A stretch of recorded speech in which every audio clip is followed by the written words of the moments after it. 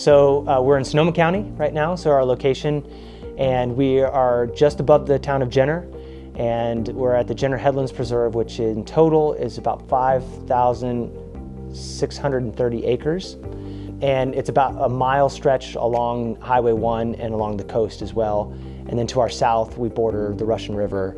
So we've got coastal redwoods, we've got oak, madrone, woodlands, the beautiful rolling coastal prairie, and then we've got a number of waterways. We have perennial creeks and springs and seeps, and we have streams that support salmonid populations, basically. So my name is Jill Adams, and I am a ranger here at Jenner Headlands Preserve with the Wildlands Conservancy, and I've been here for 4.5 years. My name is Ryan Berger.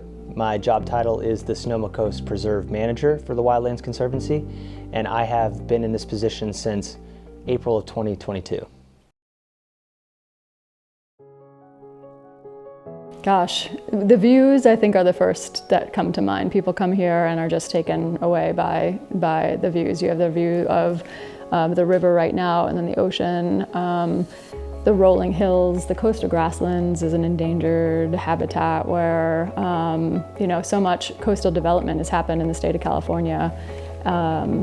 And so this is, pristine, beautiful land with gorgeous sweeping views. Yeah, I think another attractive part about this work in the Jenner Headlands Preserve is it's along the Sonoma coast, and what a great ecosystem to be involved with in terms of the marine environment and the influences that has. But it's a very dynamic property as well. 1,400 acres are coastal prairie.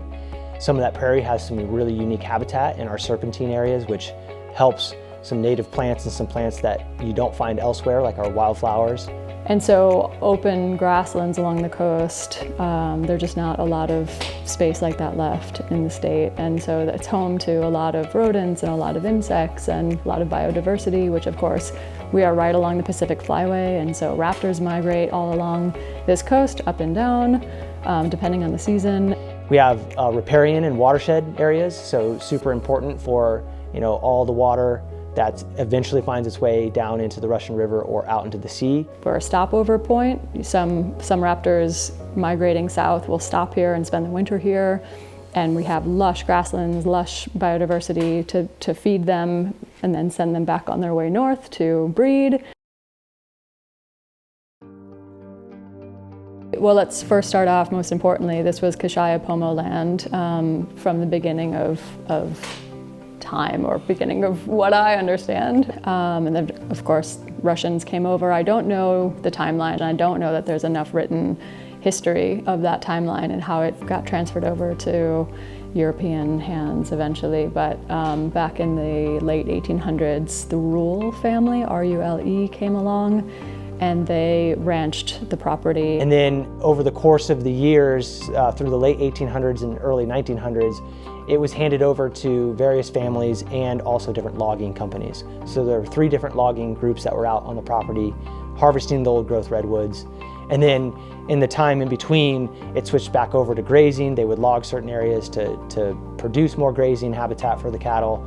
And it just kind of fell into that logging and grazing kind of mentality over time. And then in 2008, Sonoma Land Trust spearheaded the acquisition of the property along with Sonoma County Ag and Open Space District. And then we slipped in to secure some funding, because that was right at the 2008 financial crisis, and I think some of the funding that was promised was in jeopardy. There were a lot of groups that came together because they saw the value of how beautiful and what this property, in a conservation way, could add to the local communities. And it took a number of years before we could actually open it to the public, because we're going to want to find out best use, find out what we even have here, what are the threatened and endangered species, what are some of the restrictions, and how do we actually go about, opening it, and how much of the property do we want to open, and how much do we want to save to, conserve and not have human impact or much human impact, and like how do we even use this property? Yeah.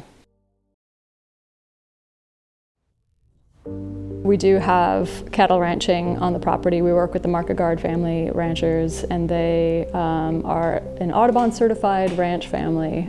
So their practices support biodiversity. And so essentially, our coastal prairie is divided into 9 pastures, and the cattle are rotationally grazing on an interval throughout those different pasture lands, and basically mimicking predators of the past. Now that we don't have large predators here, we're trying to prevent grazing being isolated in one location and to rotate those animals around so they don't impact the resources that are there overly by overgrazing. And so they help keep the non-native species down. So one of the more present non-native species is purple velvet grass, and it just forms this like thick thatch, so it doesn't really allow for other plant species to come in and compete with it because it just dominates an area. But with the cows in there, just sort of like ripping that up, trampling it up, not overgrazing it so it's just bare soil, but just kind of removing some of that thatch. It just puts pressure on that invasive species. And then we've got our watersheds and the various drainages. We're trying to restore and improve those habitats for soil erosion and to hopefully release salmon species back into the creeks and rivers as well. We have another invasive grass that's moving into our serpentine grassland, the barbed goat grass. We're really ramping up this spring to continue to put more pressure on that. So hand pulling patches of the invasive barbed goat grass. My hope is that we'll be able to do some prescribed burning of the grasslands, but we'll see. And then we've got about 3,400 acres of conifer mixed deciduous forest as well, dominated by redwoods and Douglas fir. And we're really trying to manage it because it was managed so poorly during the logging years, bring back some of those old growth characteristics, and then create those shaded fuel breaks along our ridgetop roads so that we have some fire safety as well.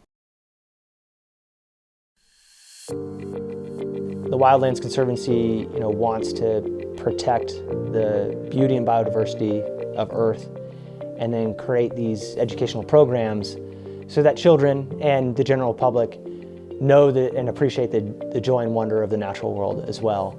We can be really nimble and flexible because we're a private nonprofit. We don't have the layer of bureaucracy that like a state or federal agency would have, or maybe even a county agency. So we have more flexibility. I think we find ourselves unique because, a lot of land trusts, they're really good at a portion of what we do in terms of let's acquire this land and let's put a conservation easement on it. But in terms of going through the process of opening it up to the public and making sure that we're engaging with the public on a regular basis, doing actual implementation of the projects for the stewardship and the land management side of it, we're boots on the ground that are out there doing it day in and day out. I think we're kind of looked at as a whole package. We acquire these properties and then we go through the whole process of opening them up to the public and then stewarding and managing the land so that we get the conservation values out of them that we're looking for. Being a public access organization and a conservation organization, I think we're a lot like the National Park Service. They have that conflict because some human impact versus like pristine conservation. Like sometimes where those two things meet, there's a lot of unintended consequences of public impact. And so education is, I think, really important to, just trying to teach people that we all have impact, even the best of us with the best intentions, no matter what. We're really looking into the next phase of how do we develop these school programs? How do we make our reach heard a little bit more within the younger generation, but also the general public as well. And we're looking down the road to try to start to bring more school groups on board as well. And so, just making sure that we're really keeping the mission in mind as we're taking on these projects, whether it's stewardship and management or it's educating the public as well.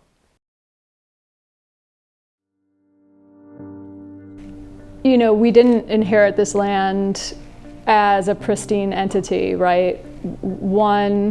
Native Americans have been managing this land for many, many years, doing prescribed burns, harvesting things, planting things. We have a whole big field of yampa down below, and that was an important food source. Like, was that just wildly there, or was that actually cultivated by the Native Americans? I don't know. So on one hand, that's one way that we sort of inherited this land, but then also we had that whole inner time where logging companies owned a lot of the forests and harvested it pretty heavily. And so now we have second and third regrowth forest. And so it's not like we're inheriting this pristine, untouched property that we can just let be.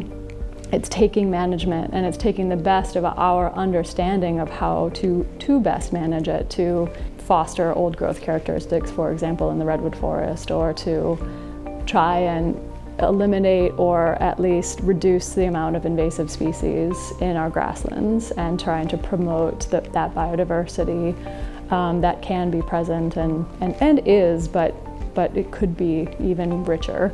It takes active management at this point because, you know, humans have been impacting the land forever in one way or another. We're in this, right? We're already in it. Humans are already in it, on it, impacting it. And how do we undo some of those negative unintended consequences and try and make it better for future generations, right? I think we have to have a hand in that.